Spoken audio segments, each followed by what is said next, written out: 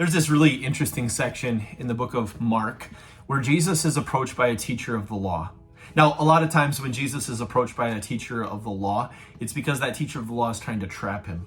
Jesus typically had kind of an adversarial relationship with those teachers of the law. But this one seems to approach Jesus with a lot of humility and with a lot of honest questions of Jesus. Actually, just one honest question in specific.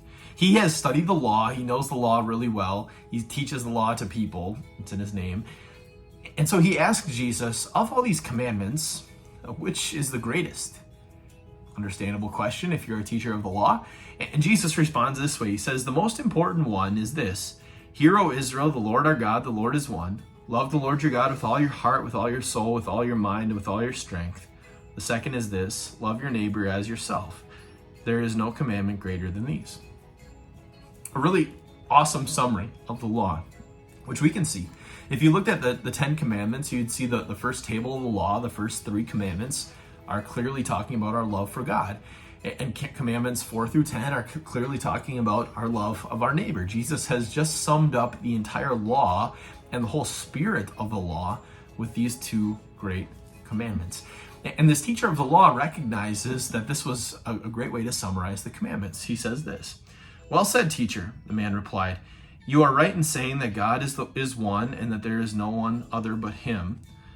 To love him with all our hearts, with all our understanding, with all our strength, and to love the neighbor as ourselves is more important than all the burnt offerings and sacrifices, which is an incredibly profound thing for this teacher of the law to say. This was not a normal thing for a teacher of the law to say.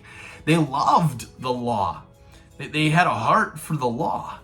And most of the teachers of the law wanted to maintain the fact that this Old Testament law, these burnt offerings and sacrifices, were absolutely essential for your spirituality as a person and your relationship with God.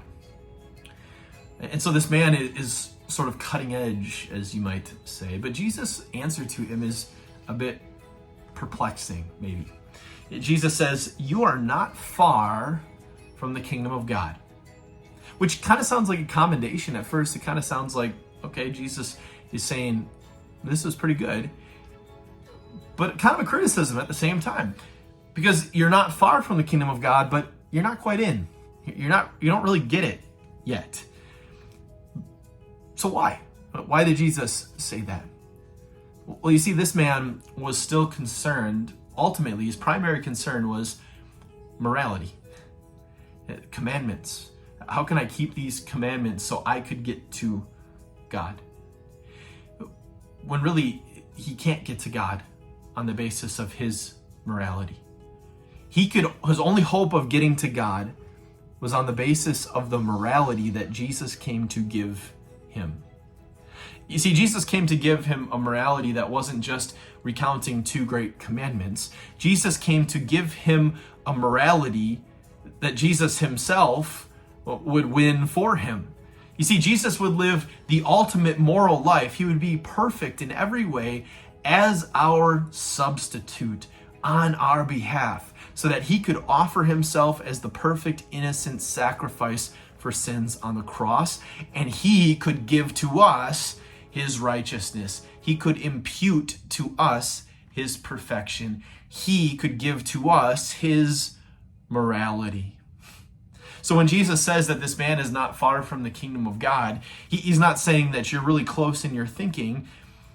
He's actually physically standing really close to his entry ticket into the kingdom of God.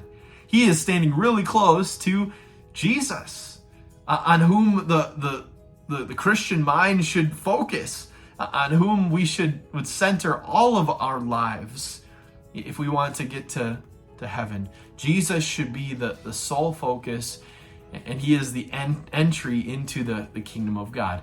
So this man can teach us a little bit of something for today. A lot of people will say that they love to bring their kids to church, that they love to come to church because church teaches you good morals. But if that's the main thing, then it's missing the point. Church is about telling you about Jesus, who was morality on your behalf, who did what you couldn't so you could be robed in his righteousness, so you could be robed in his morality because he did that for you. And so our hope, our morality now that we seek to live out in our life is only done out of thanks for what Jesus has given to us, through that robe of righteousness that he has given us. We live in thanks for that. And we keep those two great commandments, to love God and love our neighbors, with a heart of thankfulness for what Jesus has done for us.